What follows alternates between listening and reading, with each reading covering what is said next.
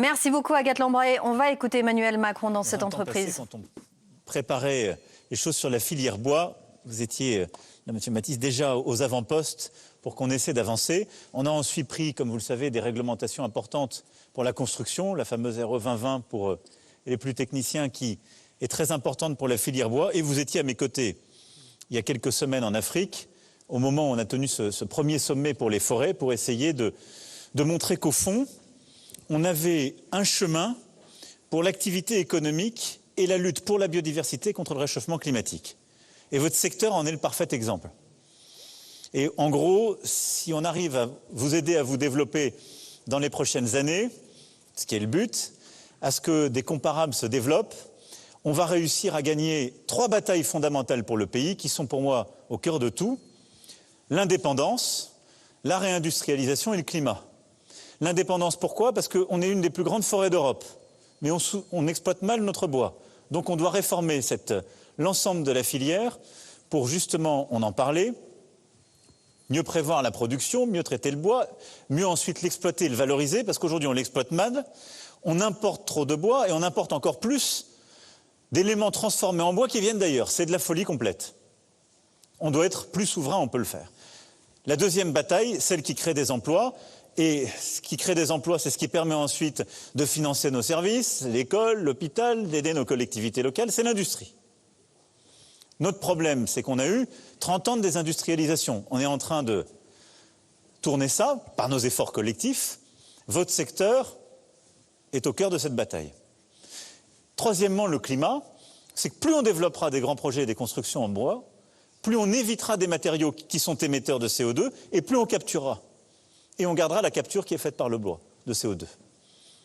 Et si on le fait de manière raisonnée et intelligente, on préservera la biodiversité qu'il y a dans nos forêts et les écosystèmes qui vont avec.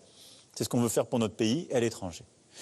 Et donc, ces sujets qu'on oppose très souvent, le climat avec l'économie, la souveraineté avec des batailles mondiales, on peut les réconcilier. La filière bois en est un formidable exemple. Et votre entreprise, qui excelle dans ce domaine depuis plus de 2 siècles, est un modèle. Donc, si je suis là aujourd'hui, c'est pour faire le point de ce qu'on a fait ces dernières années, de voir ce qui ne marche pas, et puis d'avancer. Avancer parce que, et je finirai là-dessus, vous toutes et tous, vous participez aux grandes aventures de la nation. Alors, ces dernières années, je me félicite qu'avec à la fois la mission France Relance et puis France 2030, vous ayez pu être accompagnés. Mais enfin, le plus important de l'accompagnement, c'est les grands projets que vous avez été décrochés. Et les Jeux Olympiques et les Jeux Paralympiques, dont notre pays est si fier, et que nous allons accueillir maintenant dans un peu plus d'1 an, ils font travailler la France entière. J'ai évoqué il y a 2 jours un des autres grands projets qui est Notre-Dame, qui fait aussi travailler beaucoup d'entreprises de la région. Vous, du grand palais provisoire jusqu'aux grands équipements et aux grandes infrastructures, c'est je crois 60 millions environ de contrats qui ont été obtenus, parce que vous avez le savoir-faire, parce qu'il y a des femmes et des hommes qui se battent. Et je suis très fier que nos Jeux Olympiques et Paralympiques, par les structures provisoires qui sont justement prévues et nos grands projets, permettent de faire travailler les entreprises de toutes nos régions et d'être ici en Grand Est pour pouvoir être aux côtés de femmes et d'hommes qui vont accompagner ce projet et qui seront fiers de voir, pas simplement pour nos Jeux, mais après, ce qu'ils ont aidé à bâtir, rester. Tout ça pour dire que quand le pays se rassemble sur des ambitions et des projets, on arrive à conjurer à réaliser ce qu'on croyait être totalement impossible. Moi, ça fait des décennies qu'on me dit que c'est impossible de développer la filière bois dans notre pays. On est condamné à avoir des forêts qui vivotent et à ne pas les exploiter et à importer le bois. Si on va au bout des combats qu'on est en train de mener à vos côtés, on peut faire de ce qui était une fatalité française une chance. Et donc, pour nos paysages, pour nos régions, pour notre économie et pour le climat, réussir à gagner cette bataille. Donc voilà pourquoi je suis parmi vous aujourd'hui.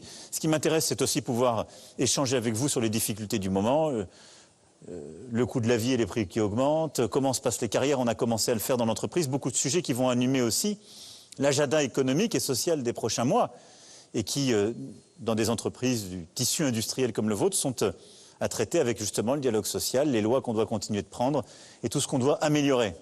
Mais on ne peut améliorer les choses que s'il y a de l'activité, on peut avoir de l'activité que s'il y a des projets, de l'ambition et des femmes et des hommes qui les portent.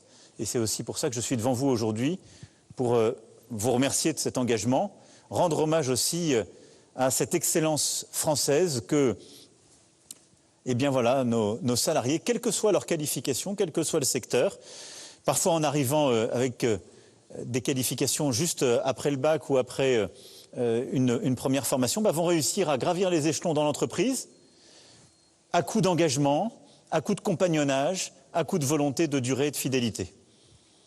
Et c'est aussi un des modèles que vous représentez dans cette belle entreprise familiale qui réussit et cette PME devenant progressivement entreprise de taille intermédiaire et, je l'espère, grand groupe demain du secteur.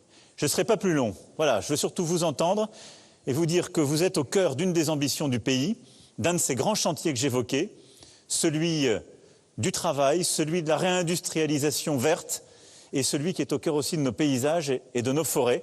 Et que pour tout ça, on continuera de vous accompagner comme on l'a fait à la fin du Covid et comme on l'a fait ces derniers mois sur nos grands projets. Et que je souhaite aussi qu'on puisse continuer à le faire en accompagnant l'entreprise dans les années qui viennent. Merci à toutes et tous et félicitations à vous. Merci.